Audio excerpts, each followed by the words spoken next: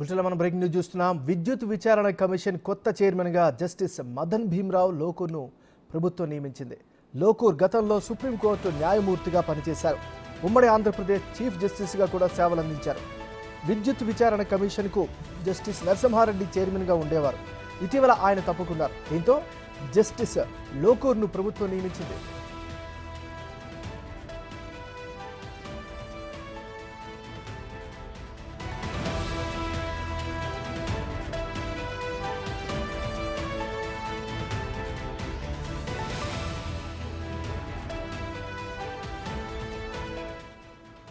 విద్యుత్ విచారణ కమిషన్ కొత్త చైర్మన్గా జస్టిస్ మదన్ భీమ్రావ్ లోకూర్ను ప్రభుత్వం నియమించింది. లోకూర్ గతంలో సుప్రీంకోర్టు న్యాయమూర్తిగా కూడా పనిచేశారు. ఉమ్మడి ఆంధ్రప్రదేశ్ చీఫ్ జస్టిస్గా కూడా సేవలందించారు. విద్యుత్ విచారణ కమిషన్కు జస్టిస్ నరసింహారెడ్డి చైర్మన్గా ఉండేవారు. ఇటీవల ఆయన తప్పుకున్నారు. దీంతో జస్టిస్ లోకూర్ను ప్రభుత్వం నియమించింది.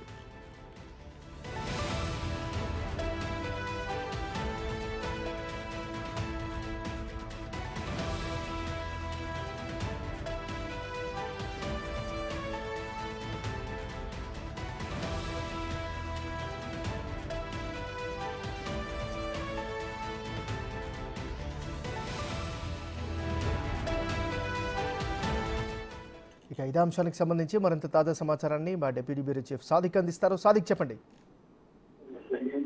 ఏమన్నారు? విద్యుత్ విచారణ కమిషన్ కొత్త చైర్మన్ గా జస్టిస్ మదన్ భీమ్రావ్ లోకూర్ ను నియమిస్తూ ప్రభుత్వం ఉత్తర్వులు జారీ చేసింది. మరి కాసేపట్లో అధికారికంగా రాబోతుంది. ఉమ్మడి ఆంధ్రప్రదేశ్ హైకోర్టు చీఫ్ జస్టిస్ గా లోకూర్ పనిచేశారు. నిబద్ధతగా ఉన్నటువంటి జస్టిస్ గా పేరు ప్రఖ్యాతలు చెందడం జరిగింది. ప్రధానంగా ఛత్తీస్గఢ్ విద్యుత్ ఒప్పందాలు, అదేవిధంగా యాదాద్రి భద్రాద్రి పవర్ ప్లాంట్ల నిర్మాణంలో జరిగిన అవకతవకలపై జ్యుడిషియల్ ఎంక్వైరీ కోసం రేవంత్ రెడ్డి సర్కారు కమిషన్ ఏర్పాటు చేసింది. అయితే ఇటీవల జస్టిస్ ఎల్ నరసింహారెడ్డి ఆయన రాజీనామా చేయడంతో కొత్త చైర్మన్ గా నియామకం పైన ప్రభుత్వం అయితే పూర్తి స్థాయిలో ఫోకస్ పెట్టిన దాని మీద విద్యుత్ కొనుగోలు ప్లాంట్ నిర్మాణంలో జరిగిన అవకతవకలు బయటపట్టే పనిలో ముఖ్యమంత్రి రేవంత్ రెడ్డి సర్కార్ అయితే చేస్తా ఉంది.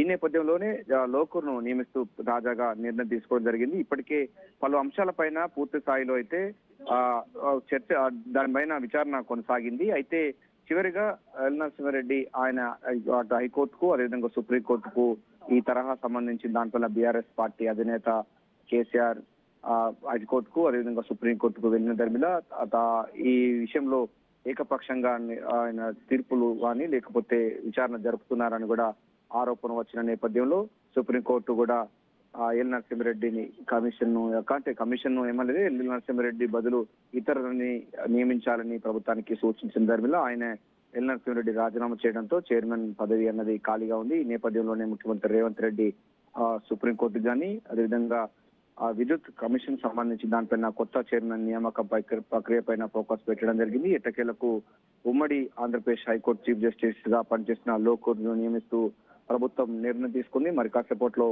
అయితే అధికారికంగా జీవో రాబోతుంది. ప్రధానంగా ఛత్తీస్గఢ్ ఒప్పందాల్లో భారీ అవకతవకలు జరిగాయని ప్రధానమైనటువంటి ఆరోపణ. 1000 మెగావాట్ల సంబంధించినటువంటి విద్యుత్ కొనుగోళ్లు, అదేవిధంగా సబ్ క్రిటికల్ టెక్నాలజీతో యాదాద్రి భద్రాద్రి సంబంధించిన పవర్ ప్లాంట్లు నామినేషన్ పద్ధతితో ఇవ్వడం జరిగిన పట్ల రేవంత్ రెడ్డి సర్కార్ అయితే పూర్తి స్థాయిలో ఫోకస్ పెట్టి దీని విచారణ జరిపించాలి, దోషులపై శిక్ష పడే లక్ష్యంగా కనబడుతుంది.